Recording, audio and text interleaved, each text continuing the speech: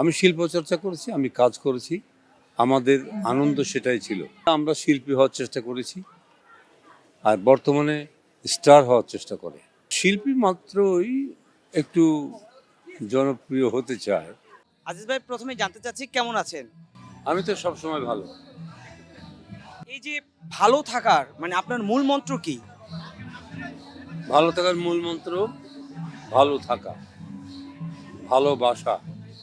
সবাইকে ভালোবাসবো, সবাই আমাকে ভালোবাসবে, এটাই ভালো থাকার মূল মন্ত্র আমার।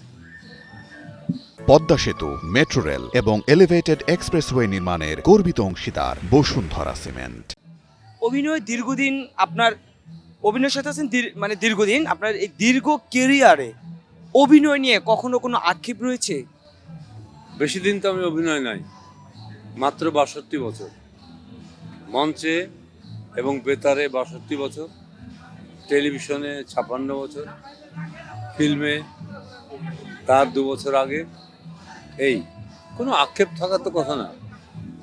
তো কাজ করার স্পৃহা যখন হয় কাজ করি, যখন মনটা ভালো লাগে সুন্দরভাবে কাজ করি। কোনো অসুবিধা হলে বাস, কোনো কিছুই আমার খারাপ কিংবা কিছু মনে হয় না।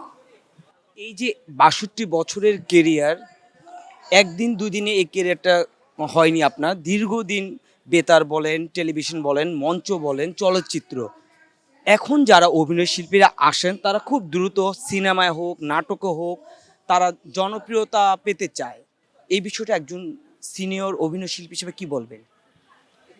না, শিল্পী মাত্রই একটু জনপ্রিয় হতে চায়। এখনকার হয়তো আপনি বলছেন যে তাড়াতাড়ি হতে চায়। আসলে আমরা শিল্পী হওয়ার চেষ্টা করেছি, আর বর্তমানে স্টার হওয়ার চেষ্টা করে, গাড়ি বাড়ির চেষ্টা করে। আমরা প্রথম দিক থেকে তেমন পয়সাই পেতাম না, কি মঞ্চে বলেন, কি টেলিভিশনে বলেন, কি রেডিওতে বলেন, তেমন কিছু পয়সাই পেতাম না। ফিল্মেও তাই, অনেক পয়সা। আমার মতো সাধারণ একজন শিল্পী, আমি তো ফিল্ম বাদ দিয়েছি প্রায় ৯৫ সালের পর থেকে। তার মাঝে হয়তো ৫-৬টা মুক্তিযুদ্ধ ভিত্তিক ছবি করেছি।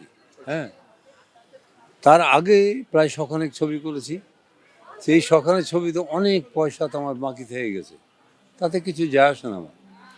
আমি শিল্প চর্চা করেছি, আমি কাজ করেছি, আমাদের আনন্দ সেটাই ছিল।